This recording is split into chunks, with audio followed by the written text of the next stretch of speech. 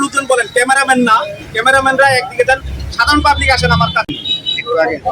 বিধায় আমরা চিন্তা করতেছি এবার বাংলাদেশে দেখার মতো একটা নির্বাচন হবে। যদিও আমি সংখ্যালঘু, আমি খ্রিস্টান বাঙালি, এই মধুপুর পৌরসভায় একাই থাকি। এত সুন্দর পরিবেশ আমার জীবনে 31 বছর মধুপুরে আমি দেখি। কারণ দেখা গেছে যে কোনো পার্টি তাদের কর্তৃত্ব বা তাদের শক্তি জাহির বা জোর করে মানুষকে ভয়ভীতি দেখিয়ে ভোট এ পর্যন্ত কেউ আমাকে বলে। এই জন্য খুব সুষ্ঠু এবং সুন্দর ভোট হবে এই কামনা করি। ধন্যবাদ সবাই। আমাদের মেসেজ হচ্ছে আপনাদের পাশে। আমরা আমাদের ডেভেলপমেন্ট সম্পর্কে অনেকে ইতিমধ্যে জানেন, অনেকে হয়তো বা জানেন না।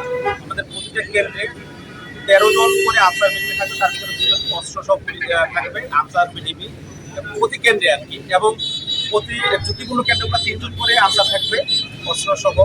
পাশাপাশি আমাদের 2 জন করে পুলিশ থাকবে, একজন কনস্টেবলের এসআই নেতৃত্বে।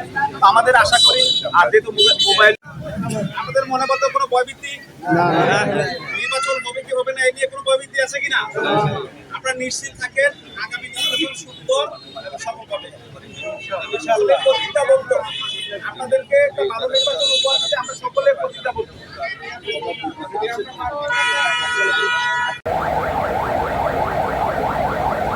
দৈনিক আজকের বাংলা .net